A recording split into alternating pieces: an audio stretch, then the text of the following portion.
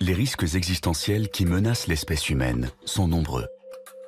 Parmi les scénarios les plus probables, tous ne mèneront pas à son extinction, mais pourraient réduire sa population. D'autres ont moins de chances de se produire, mais ils pourraient anéantir l'humanité tout entière.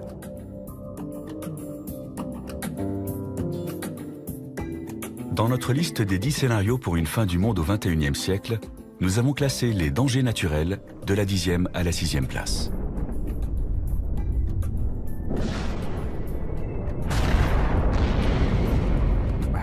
Nous avons survécu aux chutes d'astéroïdes et aux changements climatiques.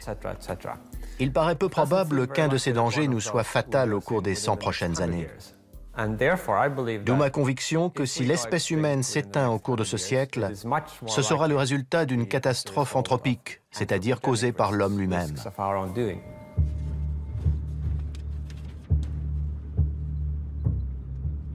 De loin, Pripyat ressemble à n'importe quelle ville en béton construite en Ukraine dans les années 1970. Mais dès qu'on s'approche, le tableau change.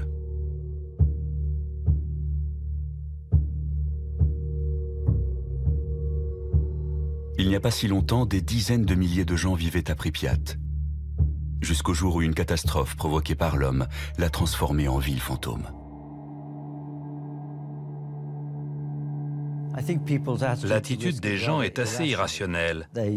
Ils s'angoissent pour des risques très mineurs comme les produits cancérigènes dans les aliments, un accident d'avion ou de train. Mais ils sont dans le déni total d'événements plus rares, mais plus graves. Or, ceux qui résultent des activités humaines sont ceux qui m'inquiètent le plus. Nous approchons du réacteur numéro 4. Les techniciens qui travaillaient à Tchernobyl n'ont pas voulu causer un tel désastre.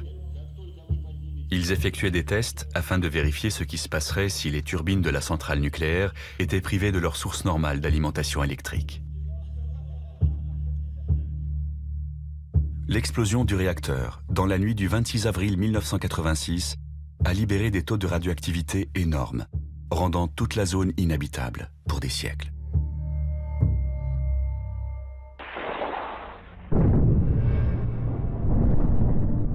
Se pose alors la question, serions-nous capables de provoquer un accident encore plus grave? Une catastrophe telle que l'humanité serait anéantie. Ce n'est pas une hypothèse délirante de dire que l'humanité va s'éliminer elle-même au cours de ce siècle. Je ne le souhaite pas, mais je prends en compte objectivement la puissance des technologies mises au point et le manque de fiabilité des hommes qui les conçoivent et les utilisent. Il y a une probabilité réelle pour que l'histoire de l'humanité prenne fin au cours de ce siècle.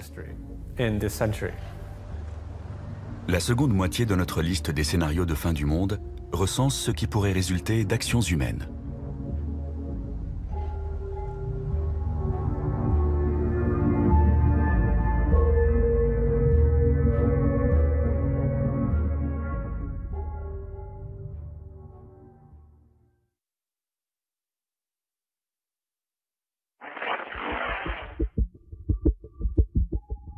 Trois semaines avant que la bombe atomique ne soit larguée sur Hiroshima, le premier essai d'armes nucléaires de toute l'histoire a eu lieu dans le désert au Nouveau-Mexique.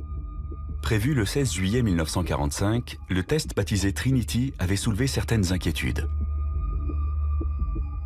Dès 1942, le physicien Edward Teller avait émis des doutes sur sa sûreté. D'après lui, en théorie, une bombe atomique pouvait déclencher une réaction en chaîne susceptible d'enflammer l'atmosphère autour de la planète. Que se passerait-il si l'explosion d'une bombe atomique enflammait l'atmosphère? Après tout, il se produit une petite réaction nucléaire dans une bombe de ce type. Qui sait si tous les atomes dans l'atmosphère ne pourraient pas être entraînés dans cette réaction en chaîne? L'hypothèse avait été prise suffisamment au sérieux pour qu'on mène une étude et qu'on charge des scientifiques de calculer ce risque.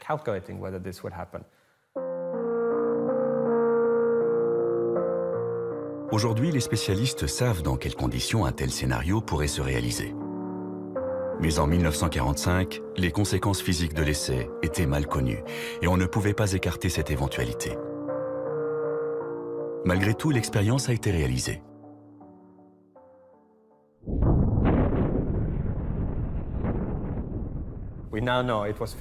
On sait depuis que ça ne pouvait pas se produire. Mais ça donne à réfléchir. Jusqu'à quel point pouvons-nous nous fier à nos calculs? Peut-on miser l'avenir de l'humanité sur leur exactitude?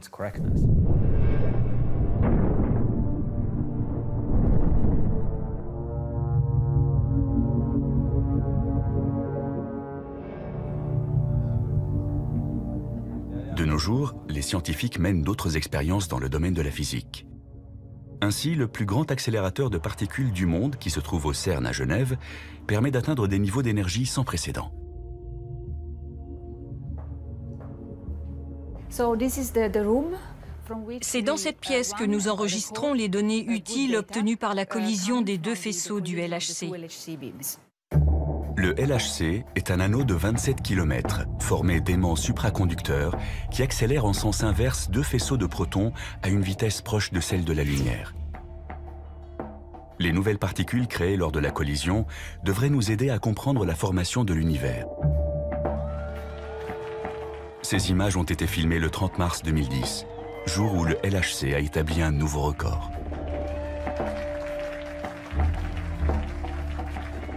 Pour la première fois, les deux faisceaux ont été accélérés à une énergie de 3,5 TeV par faisceau. On a vu sur les détecteurs les jets de particules produits lors de cette collision sans précédent. C'est ce qui a marqué le début d'une ère nouvelle dans la physique des particules et l'exploration d'un territoire encore inconnu. Pourtant, certains pensent que les expérimentations menées à Genève vont provoquer la fin du monde. Le progrès accompli par le grand collisionneur de Hadron a un intérêt immense dans le domaine de la physique des particules et de la physique théorique. Mais on aimerait aussi être sûr que les risques ont été bien évalués avant qu'on continue. Analyste en risque, Rick Wagner a soutenu une plainte déposée par deux personnes privées contre le CERN. Une issue fâcheuse signifierait la perte de notre planète.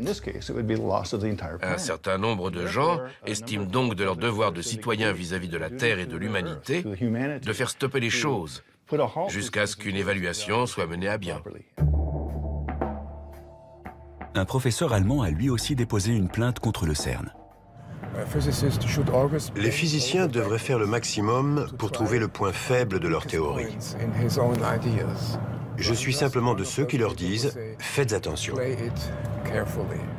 Otto Rössler affirme que les chercheurs du CERN ont pris un risque ce fameux jour de mars 2010. L'énergie de ces collisions a été multipliée par 4 cette année, contre mes recommandations. Si elle atteint les niveaux prévus, d'après mes calculs, il y a un risque de 8% pour que la Terre, comment dire, rétrécisse, jusqu'à ne plus faire que 2 cm de diamètre dans quelques années.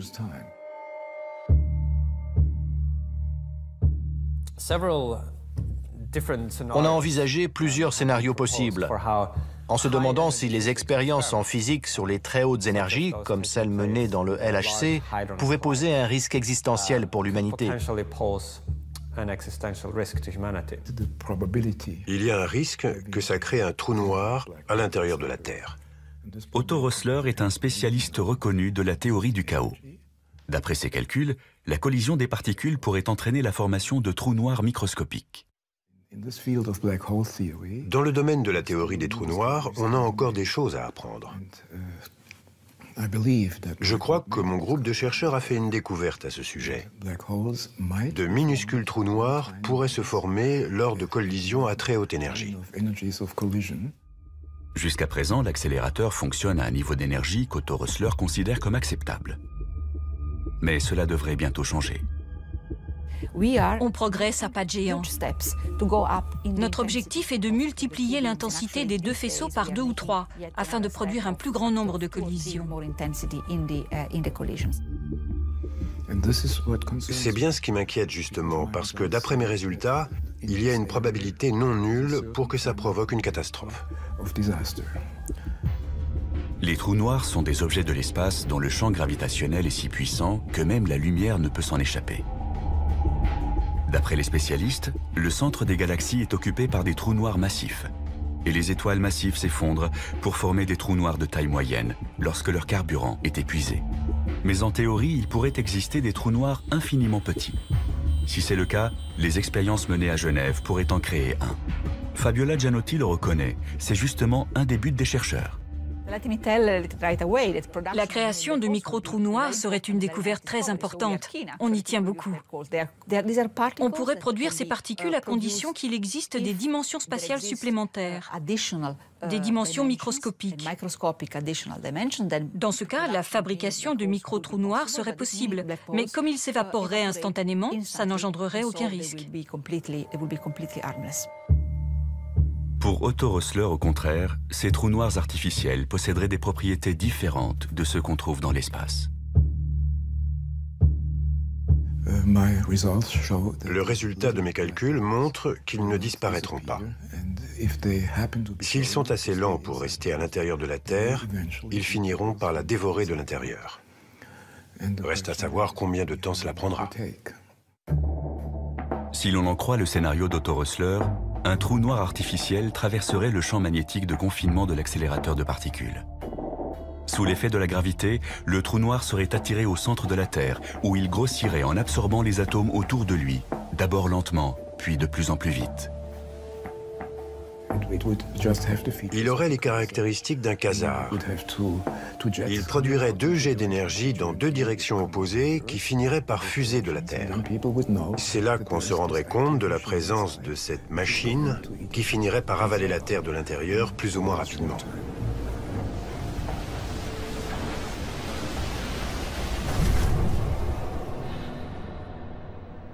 Les chercheurs du CERN reconnaissent que des trous noirs artificiels pourraient avoir un comportement imprévisible.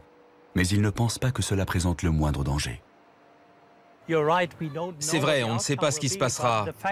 Mais la nature fait la même chose que nous depuis 4,5 milliards d'années. Alors même si on ignore ce qu'on réussira à produire, ce n'est pas dangereux. Le risque que les expériences menées au CERN finissent par détruire l'humanité est très probablement nul. Pour l'instant, aucun physicien éminent ne partage les inquiétudes d'Otto Rössler au sujet des micro-trous noirs artificiels. Mais on ignore ce que les scientifiques construiront à l'avenir dans l'espoir de dompter les forces de la nature. Si on considère les expériences physiques qu'on n'a pas encore imaginées, le risque est faible, mais nettement plus important que celui présenté par un astéroïde ou une super-éruption. Une crise politique sans précédent pourrait conduire à un nouveau test Trinity, et la perspective de fabriquer des armes puissantes pourrait amener les gouvernements et les chercheurs à négliger les questions de sécurité. Comme c'était la guerre et que les avantages potentiels étaient immenses, ils ont procédé à l'essai. Ils ont eu de la chance. Mais quand on joue à la roulette russe, on n'a pas toujours de la chance. Sur notre liste des 10 dangers existentiels possibles, les expérimentations risquées occupent la 5e place. Si les expériences dans le domaine de la physique entrent dans la catégorie des menaces théoriques, le scénario suivant est en revanche très concret.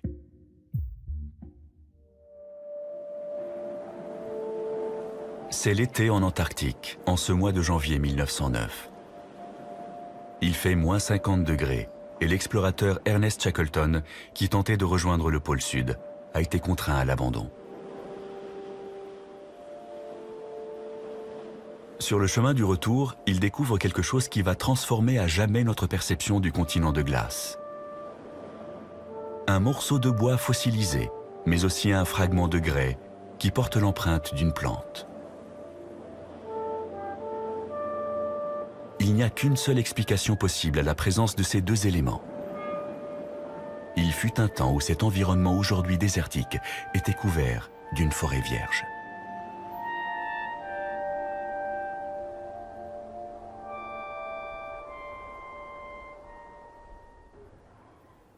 Le climat de notre planète a connu de nombreuses variations, mais à l'époque de Shackleton, cette réalité n'était pas encore bien comprise.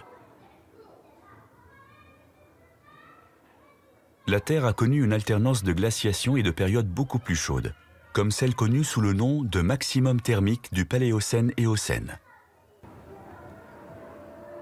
La diversité biologique a diminué à cause des températures trop chaudes autour de l'équateur, et les formes de vie ont migré vers les régions polaires.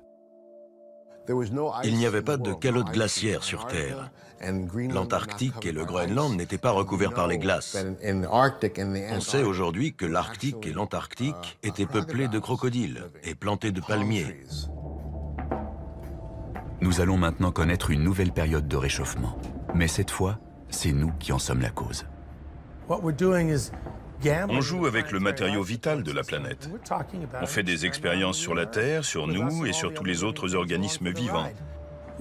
Mais on ne sait pas combien de temps on a avant qu'il ne soit trop tard. 10 ans ou un siècle? Tous les signes du réchauffement climatique sont là. Et pratiquement tous les climatologues s'accordent à dire que les changements auront des répercussions graves.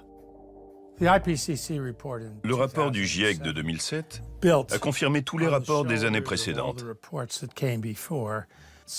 On avait tiqué en 1995, on a commencé à s'inquiéter vraiment en 2001, et d'un seul coup, en 2007, on s'est rendu compte que c'était encore pire que ce qu'on pensait. On ignore jusqu'à quel point la situation risque de se dégrader. Les scientifiques craignent que nous dépassions une limite au-delà de laquelle les changements seront irréversibles. C'est ce qu'on appelle le point de basculement. Dans l'état actuel des choses, je n'exclus pas que la fonte des glaces qu'on enregistre au Groenland ait déjà créé une situation irréversible. Mais on ne s'en rendra pas compte avant 25 ou 50 ans. Une fois que la machine est lancée, on ne peut plus l'arrêter. C'est le point de basculement. Les études paléoclimatiques ont montré que nous allons peut-être connaître une hausse brutale des températures mondiales. Il y a 55 millions d'années, à l'époque où les fossiles retrouvés par Ernest Shackleton se sont formés, le même scénario s'était produit. Il y a eu un réchauffement relativement rapide, peut-être autant que celui que nous avons déclenché en émettant plus de CO2 dans l'atmosphère. On associe généralement l'effet de serre avec la petite molécule de dioxyde de carbone. Pourtant, il existe d'autres gaz à effet de serre. Par exemple, le méthane, 20 fois plus nocif. Les chercheurs pensent que le réchauffement qui s'est produit il y a 55 millions d'années est dû à une hausse brusque des concentrations de ce gaz dans l'atmosphère. Les climatologues craignent que nous n'atteignions le point de basculement dans les régions où des dégagements de méthane peuvent se produire.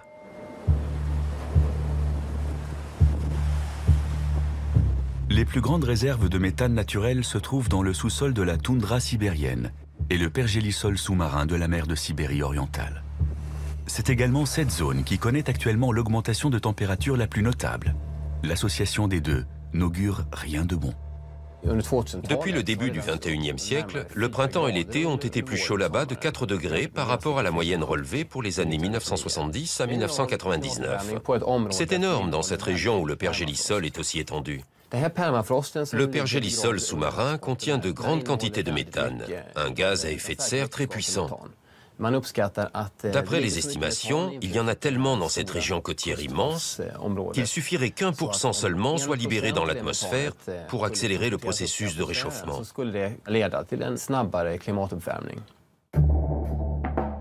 Örjan Gustafsson a pris part récemment à une expédition dans la mer de Sibérie orientale. Jusqu'à présent, on pensait que le pergélisol retenait le méthane captif au fond de l'eau. Mais le professeur Gustafsson a constaté que ce n'était plus le cas. On a effectué des milliers de prélèvements à différents endroits de cette zone. On s'est aperçu, contrairement à ce qu'on pensait avant, que le méthane s'échappait du sous-sol sur près de la moitié de ce territoire. La quantité de méthane émise dans l'atmosphère équivaut à 8 millions de tonnes chaque année. Personne ne peut dire à quel moment le point de basculement sera franchi, ce qui libérera des quantités phénoménales. Tout dépend de notre capacité à réduire nos émissions de gaz à effet de serre. Avant la révolution industrielle, il y a 150 ans, le taux de dioxyde de carbone dans l'atmosphère était de 270 parties par million. Aujourd'hui, il est de 390 ppm, soit une augmentation de près de 50%. Les émissions de CO2 n'ont cessé de croître. Si on continue à ce rythme, On atteindra certainement un taux de 800 à 1000 ppm à la fin de ce siècle. Je n'hésite pas à le dire, ce serait une catastrophe. Steven Schneider est un des principaux experts du panel des Nations Unies sur le climat. Il a tenté de savoir comment notre planète réagirait dans un tel cas. Avec un taux de 1000 ppm, le réchauffement serait de plus de 4 degrés, peut-être même 6 ou 8. Il y aurait une déglaciation au Groenland, avec une montée du niveau des mers de 5 à 10 mètres, des ouragans plus fréquents et des super incendies. Jusqu'à 40% des espèces pourraient disparaître. L'Europe serait en proie aux inondations monstres. Ciao Venise. Et tout le monde se dirait qu'est-ce qu'on a fait? Mais ce réchauffement rendrait-il la planète inhabitable, au point de provoquer la disparition de l'espèce humaine? Je fais partie des moins pessimistes. Certains collègues pensent qu'en effet, ce scénario catastrophe entraînerait l'extinction de l'humanité. Selon eux, le réchauffement déclencherait la libération de tout le méthane contenu dans la toundra et sous la mer. Au lieu d'être de 1000 ppm, le taux de ce gaz atteindrait le double. Confrontés à une crise grave, nous serons peut-être forcés de recourir à des mesures extrêmes. L'idée serait de modifier volontairement le climat de la Terre. Par exemple, en injectant de la suie dans l'atmosphère ou en mettant sur orbite des miroirs qui intercepteraient une partie de la lumière du Soleil. C'est ce que l'on appelle la géo-ingénierie. Cela consiste à mettre en œuvre des techniques qui empêcheraient la planète de se réchauffer. Une sorte de solution de repli au cas où nous serions incapables de réduire nos émissions de CO2. Mais beaucoup de spécialistes redoutent que ça ne fasse qu'empirer les choses. Les projets de la géo-ingénierie ne sont pas sans danger. On sait très bien que quand l'homme commence à bidouiller des systèmes complexes qu'il ne comprend pas très bien, il y a forcément des effets secondaires. Que faire si on ne peut pas déterminer quels seront exactement les effets secondaires engendrés? Il y a un risque pour que le remède soit pire que le mal. C'est une expérience très dangereuse. Il est peu probable que l'homme provoque un jour une catastrophe climatique telle qu'elle rende la planète inhabitable. Mais dans le pire des cas, nous serons peut-être obligés de faire comme la faune et la flore il y a 55 millions d'années. Migrer vers l'Antarctique, libérer des glaces.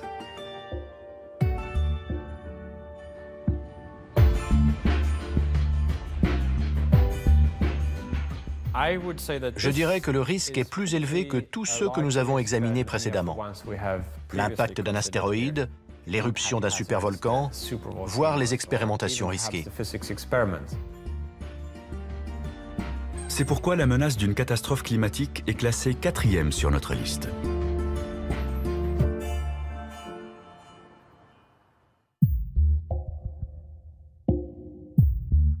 Dans un passé récent, aucun risque n'a été aussi réel que le suivant.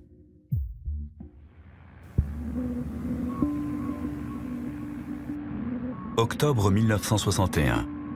Un bombardier Tupolev fait route vers l'océan Arctique. Le commandant Andrei Donovtsev a été chargé de procéder à un essai nucléaire qui restera dans les annales. Il doit larguer la Tsar Bomba, la bombe la plus puissante jamais mise au point de l'histoire de l'humanité. « 50 mégatonnes, l'équivalent de 3000 fois celle d'Hiroshima.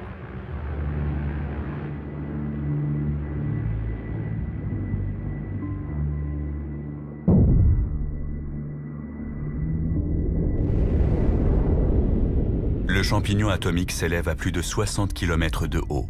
Et l'onde de choc fait 3 fois le tour de la planète avant de ne plus être perceptible.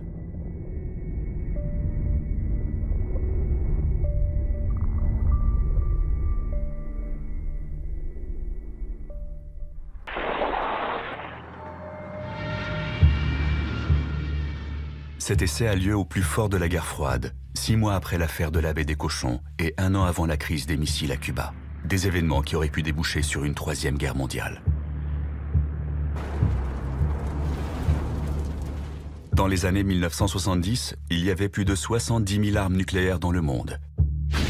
Aujourd'hui, cet arsenal est sensiblement plus modeste, mais il reste encore des milliers de missiles américains et russes. Il suffirait d'appuyer sur un bouton pour déclencher l'apocalypse. Ce point représente la puissance explosive cumulée de toutes les bombes larguées pendant la Seconde Guerre mondiale, entre 2 et 3 mégatonnes et 15 millions de victimes. Tout le reste, c'est la puissance explosive de l'ensemble de l'arsenal nucléaire aujourd'hui. On pourrait croire qu'en cas de guerre nucléaire, le principal danger viendrait de cette puissance et des niveaux de radioactivité mortels. En réalité, les répercussions les plus graves seraient causées par autre chose. Une bombe nucléaire, c'est un petit bout du Soleil sur Terre pendant une fraction de seconde.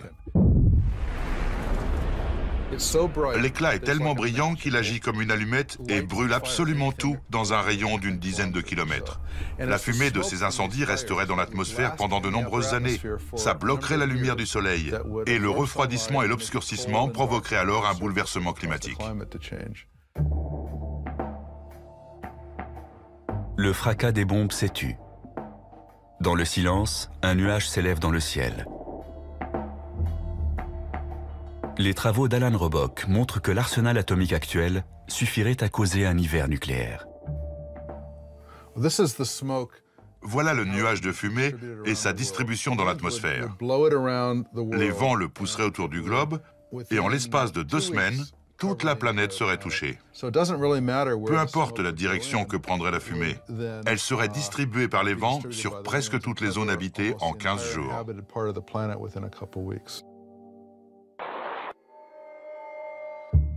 D'après cette simulation, les températures resteraient négatives même pendant les mois d'été. Ça, c'est le premier été après la formation du nuage, le deuxième et le troisième.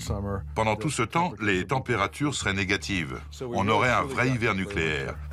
L'agriculture serait stoppée, il ferait froid, sec, et il n'y aurait pas de lumière, et la majeure partie de la population mondiale mourrait de faim. Même après le nouveau traité de désarmement signé récemment par Obama et Medvedev, l'arsenal américain et russe est encore assez important pour déclencher un hiver nucléaire.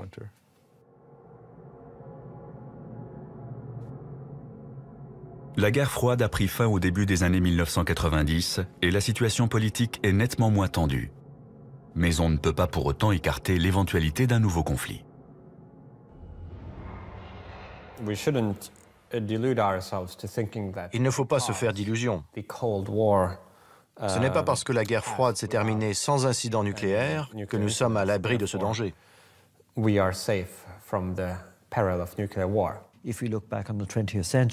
Voyez comment la situation géopolitique a changé au XXe siècle. 2 guerres mondiales, l'essor puis la chute de l'Union soviétique. Personne ne peut prédire quelle sera la situation dans la seconde moitié du XXIe siècle. Il est tout à fait possible qu'une crise entre 2 nouvelles superpuissances soit gérée de façon moins heureuse que pendant la guerre froide. Une chose est sûre, les progrès technologiques permettront de concevoir des armes nouvelles et plus puissantes. Quand Alfred Nobel a inventé le TNT, il pensait qu'un explosif aussi puissant mettrait fin à jamais à la guerre parce que personne n'oserait s'en servir. Idem quand Richard Gatling a inventé sa mitrailleuse. C'était une arme tellement meurtrière qu'elle mettrait fin aux guerres pour la même raison. Or, l'expérience a montré que toute nouvelle arme est utilisée. Les armes futures feront peut-être appel à une science de l'invisible. La nanotechnologie consiste à manipuler la matière au niveau atomique et moléculaire. Travailler dans le monde de l'infiniment petit permet d'améliorer la solidité, la durabilité et l'élasticité des choses. Cela permet aussi de lutter plus facilement contre les maladies et les problèmes environnementaux. C'est une technologie extrêmement puissante, dont les applications pourront être aussi bien bénéfiques que néfastes. De fait, la nanotechnologie a un côté obscur. On parle déjà de créer des nano-armes. Dans le domaine militaire, les applications sont innombrables. Exemple des armes qu'on pourrait mettre au point, Des engins volants autonomes ou semi-autonomes de la taille d'un moustique, capables de tuer un individu qui ne serait pas protégé.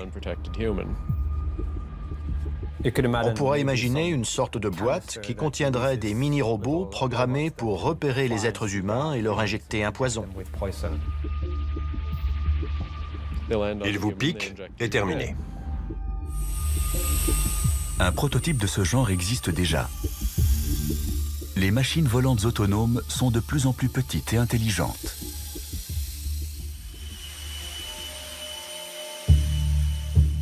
Les pires scénarios sont envisageables. On peut aussi imaginer des machines microscopiques qui se comporteraient comme des bactéries. Elles détruiraient toutes les ressources naturelles et proliféreraient de manière incontrôlée. Une armada de machines microscopiques pourrait ravager un territoire ennemi en dévastant tout sur son passage. Pour l'instant, tout cela est purement théorique. Mais jusqu'à quand?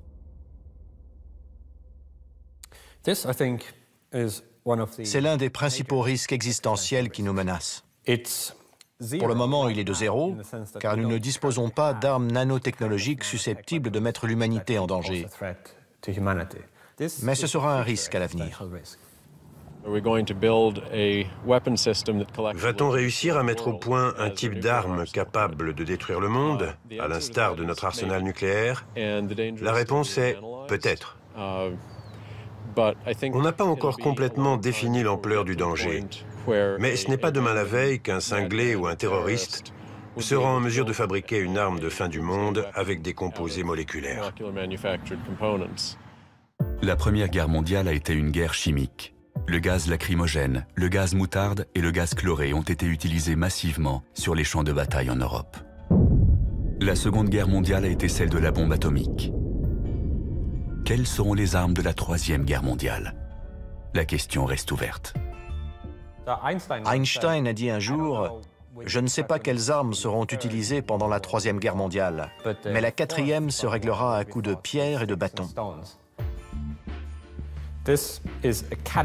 C'est une catégorie qui englobe des risques spécifiques et différents.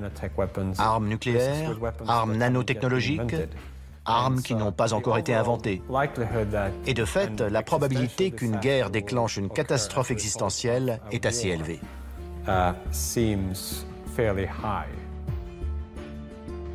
La menace d'une guerre apocalyptique arrive donc en troisième position sur notre liste.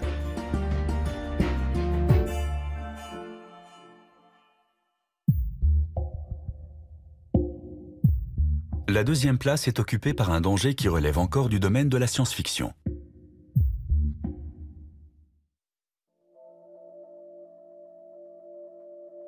On pensait que c'était impossible jusqu'à ce jour de 1997 où le champion du monde d'échecs a été battu par un ordinateur. La partie qui a été la plus suivie de l'histoire a été la deuxième du match entre Garry Kasparov et Deep Blue, le 4 mai 1997 à New York. C'est celle qui a été la plus serrée. Au cours de cette deuxième partie, le superordinateur Deep Blue joue un coup qui prend le champion totalement au dépourvu. Pour répliquer, celui-ci prépare alors un piège, certain que l'ordinateur va tomber dedans. Kasparov a utilisé cette variante pour obliger l'ordinateur à prendre son pion. Après avoir étudié le jeu, il s'était dit « Je vais lui proposer un petit œuf de Pâques, il sera content ». Mais la machine ne se comporte pas comme ses adversaires habituels. Après 2 minutes de calcul, Deep Blue joue un coup qui va causer la perte du champion. Au 37e coup, l'ordinateur refuse. « Non merci, je n'ai pas faim pour l'instant, je le garde pour plus tard ». Il n'a pas l'intention de manger rapidement toutes les pièces de son adversaire. Au lieu de ça, il opte pour une stratégie à long terme. Le coup 37 est complètement inattendu. Plus tard, Kasparov dira que la machine semblait avoir fait preuve d'intelligence humaine.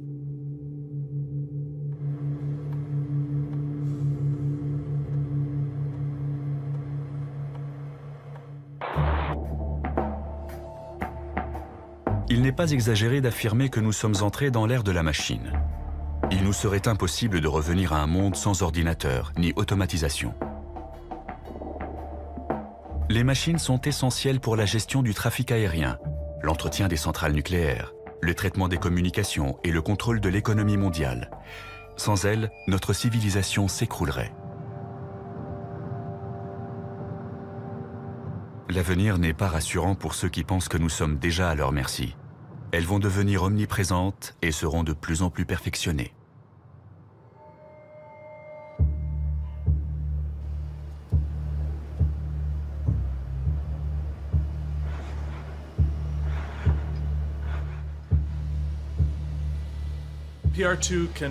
PR2, c'est ouvrir une porte, brancher une prise, prendre une boisson dans le réfrigérateur et plier des serviettes.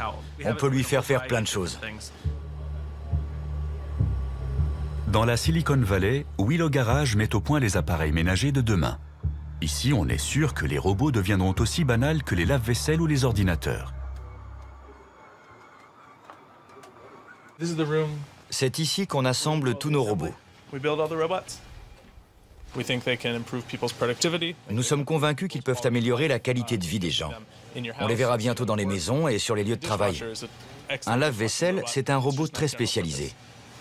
Imaginez un robot polyvalent qui lave la vaisselle, mais aussi la range ou la sort du placard. Tout d'un coup, ça devient beaucoup plus intéressant. Mais les machines pourraient-elles devenir perfectionnées et autonomes, au point de représenter une menace pour l'humanité? Pourrait-elle un jour se retourner contre nous, comme on le voit dans les romans et les films de science-fiction? Aujourd'hui, les robots en sont encore au premier balbutiement. Ils ont tout juste appris à marcher, mais on devine déjà de quoi ils seront capables à l'avenir. On les imagine aisément manipulant une arme, et plus seulement une boisson ou un ballon.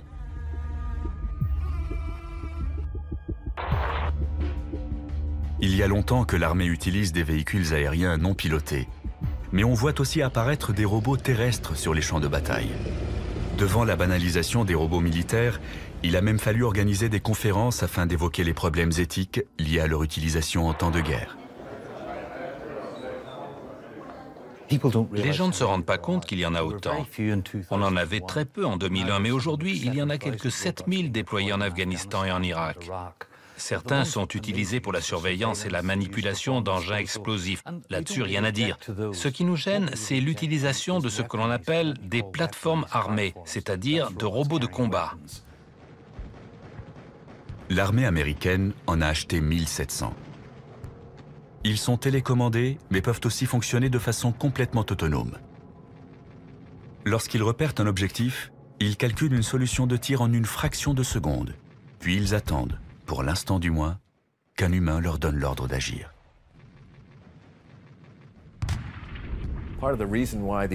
Ces systèmes sont autonomes parce que le rythme de la guerre a changé. Les hommes n'ont plus toujours le temps de se concerter avant d'attaquer un objectif. C'est une question très grave. Quel degré d'autonomie allons-nous accorder à ces systèmes pour prendre la décision de tirer ou pas? Mais pour que la fiction devienne réalité et que les machines se retournent contre nous, il faudra plus que de la force brute. Elles devront devenir intelligentes.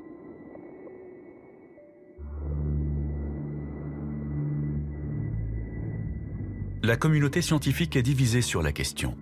Est-il possible de créer une intelligence artificielle, ou IA? Ben Goertzel est convaincu que les machines vont non seulement atteindre notre niveau, mais nous dépasser. Il y a 99% de chances pour qu'à la fin du XXIe siècle, l'IA soit nettement plus intelligente et puissante que les humains. Ce n'est plus nous qui commanderons sur Terre. Une stratégie de recherche révolutionnaire a fait naître l'espoir chez les partisans de l'IA. Des scientifiques tentent de créer une version numérique du cerveau humain. Synapse par synapse, cellule par cellule, le cerveau est converti en 1 et en 0. Si l'expérience réussit, cet esprit numérique pourrait s'avérer plus performant que son équivalent biologique.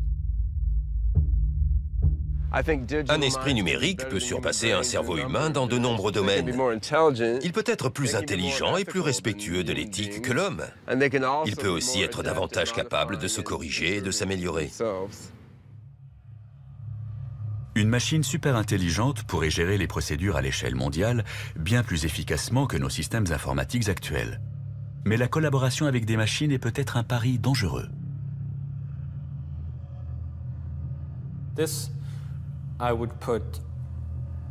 C'est un risque que je classerais tout en haut ou presque de la liste des dangers existentiels. C'est un scénario qu'on ne peut pas écarter. On va peut-être créer une IA dans un but utile pour s'apercevoir au final qu'on s'est trompé. Ça peut paraître fou ou relever du domaine de la science-fiction, mais une super-intelligence serait capable de concevoir très rapidement des technologies très puissantes afin d'imposer sa volonté. Il y a un risque pour qu'un esprit numérique se retourne contre nous sans que nous soyons assurés de pouvoir l'arrêter à temps. On pourrait se dire, s'il commence à déraper, on le débranchera. Mais c'est justement une réaction qu'une super-intelligence sera en mesure d'anticiper. Elle considérera ce scénario comme une manière de l'empêcher d'atteindre son objectif et fera ce qu'il faut pour l'éviter. Elle pourrait, par exemple, s'introduire dans le réseau Internet de façon à envoyer un peu partout des copies d'elle-même, ou prendre le contrôle d'engins robotisés pour s'emparer du pouvoir. Au cas où nous ne serions pas d'accord avec son objectif, l'IA pourrait se servir des robots du futur pour nous empêcher d'appuyer sur le bouton arrêt. Et si nous prenions les armes, elle pourrait décider que la solution la plus simple serait de se débarrasser de nous. Le jour où on sera confronté à une super-intelligence hostile ou indifférente à notre bien-être, on aura déjà perdu. C'est une certitude. C'est pour ça que la première qu'on fabriquera devra être une super-intelligence amicale. Comme avec toutes les autres catastrophes existentielles, on n'aura pas droit à un deuxième essai. Il ne faudra pas se tromper.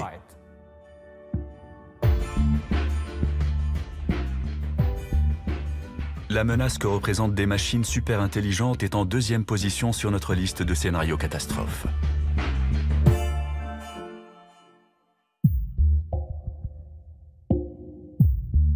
Et voici maintenant le numéro 1.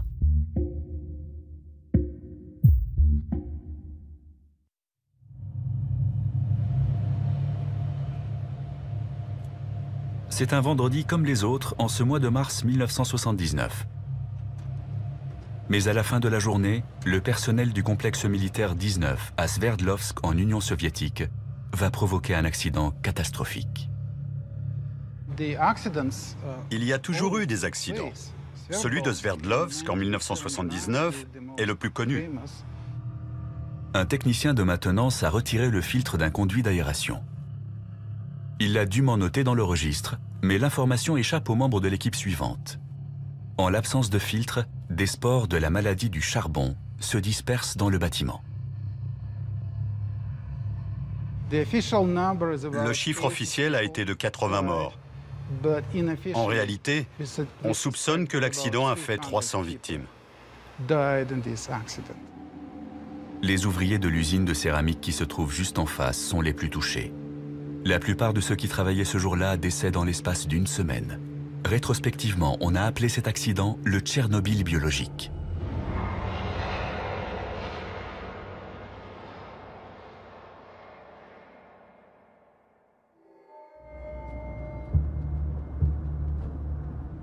Les superpuissances de la guerre froide ont officiellement mis un terme à leur programme d'armes biologiques. Mais elles sont toujours en mesure de produire des micro-organismes mortels.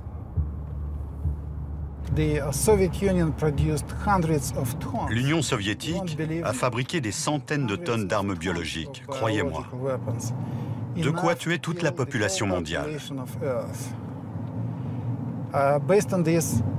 En se fondant sur cet exemple, on peut penser qu'un pays doté de ressources modérées serait capable de produire une quantité importante d'armes de ce type. Entre 1976 et 1986, cet homme était responsable du laboratoire secret soviétique Vektor à Novosibirsk. On a tenté de modifier des virus en introduisant des fragments synthétiques d'ADN dans leurs matériaux génétiques. L'idée était de les rendre plus puissants, d'en faire des tueurs dotés d'une plus grande virulence. Le laboratoire de Sergueï Popov a mis au point une nouvelle souche de la peste qui résiste aux 10 antibiotiques les plus utilisés, ainsi qu'un virus de la variole particulièrement ravageur.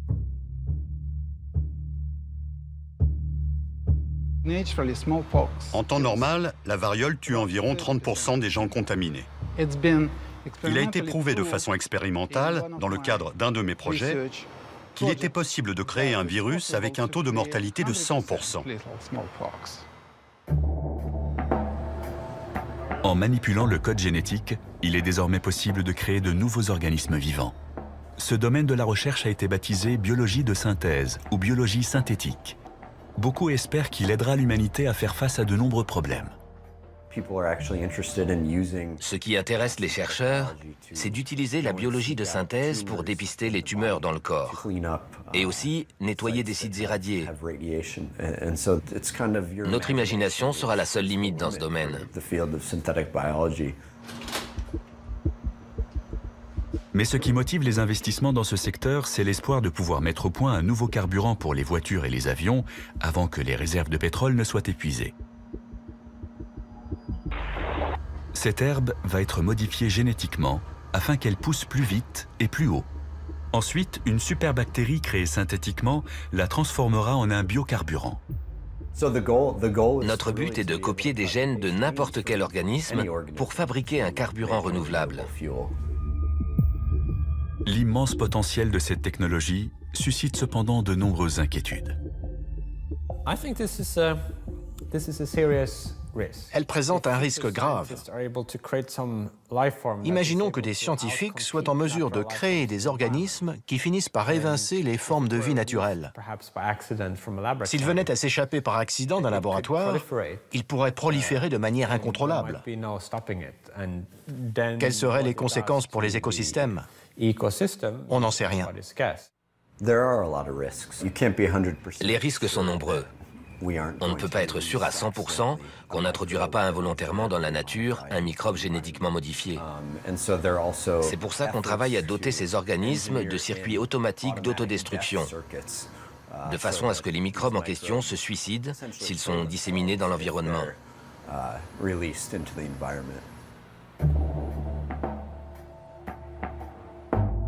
Ce que beaucoup redoutent le plus, ce n'est pas l'éventualité d'un accident, mais une destruction provoquée volontairement. Ces deux hommes ont déclenché une vive polémique en fabriquant un virus dangereux grâce aux techniques de biologie de synthèse. Eckhard Wimmer et Geronimo Cello ont trouvé le génome du virus de la poliomyélite sur Internet. Puis ils ont commandé et reçu par courrier les séquences ADN nécessaires à sa fabrication. Avec du matériel standard de laboratoire, ils sont ensuite parvenus à recréer ce virus mortel. Ça veut dire que si on y arrive avec un petit virus comme celui de la polio, on pourrait aussi le faire un jour avec celui de la variole. L'intention de ces virologistes n'était pas de propager la polio, mais de montrer combien il était facile de fabriquer un virus. Beaucoup de gens ont été atterrés. À l'époque, le grand public s'était ému à l'idée que ça puisse être mal employé et que Ben Laden dispose d'une recette qui lui permette d'anéantir la population des États-Unis. Eckhard Wimmer et ses collègues ont synthétisé le virus de la polio uniquement pour montrer que c'était possible. Cette technologie deviendra bientôt très accessible, alors on s'inquiète à l'idée que certains en fassent un mauvais usage. Les technologies sont de plus en plus puissantes, en particulier les machines qui permettent de synthétiser l'ADN. Bientôt, ces techniques seront accessibles à tous ceux qui voudront se les procurer d'occasion sur eBay pour quelques milliers de dollars. À moins qu'on se décide à faire quelque chose, dans 10, 15 ou 20 ans, n'importe qui pourra fabriquer sa propre version du virus de la variole ou du virus Ebola. Sergueï Popov est convaincu que nous serons confrontés à des formes de vie artificielle encore plus menaçantes.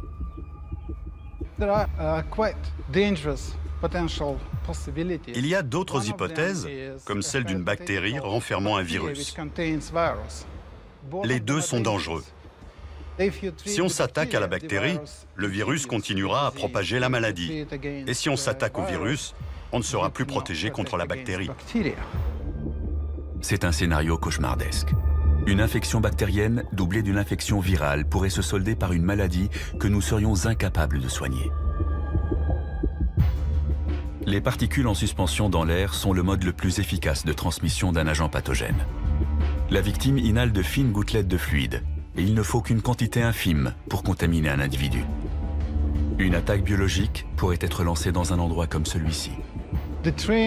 Une rame de métro fonctionne comme une pompe dans un tube. Si on répand une bonne quantité d'agents pathogènes au-dessus des voies, le déplacement des rames les fera se propager le long des tunnels.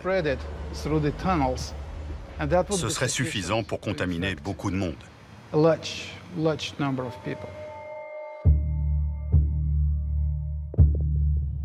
Des fanatiques religieux pourraient organiser des attentats biologiques un peu partout dans le monde. Des populations entières pourraient devenir stériles après avoir été exposées à des virus synthétiques attaquant les cellules reproductrices. Une superbactérie pourrait détruire toutes les plantes et anéantir la production de nourriture.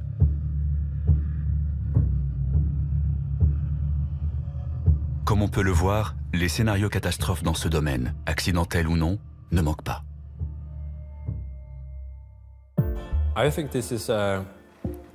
C'est le principal risque existentiel. Si un tel pouvoir devait devenir accessible à tout le monde, il est évident que certains voudront l'utiliser à des fins de destruction. Les méchants pourraient être n'importe qui. Un État voyou, un groupe terroriste sophistiqué, ou juste un scientifique mal luné.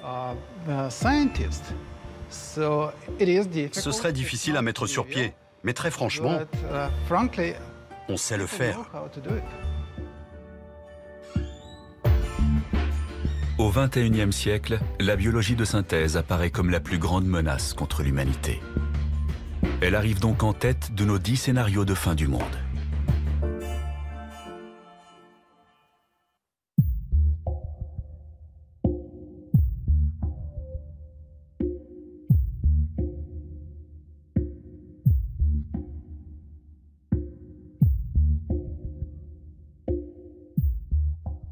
Notre liste est enfin complète.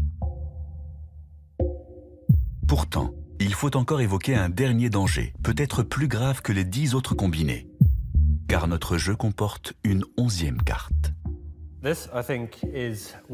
Cette carte rentre dans la catégorie des risques existentiels majeurs. Il serait naïf de se dire « ça y est, on connaît enfin les principales menaces ». Il y en a peut-être 2 ou 3 autres, aussi importantes que les armes nucléaires, la biotechnologie, la nanotechnologie et l'IA, et qui restent à inventer.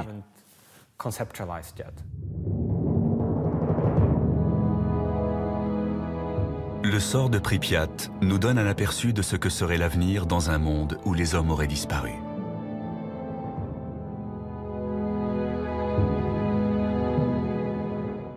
Le voyage de l'humanité durera-t-il encore longtemps ?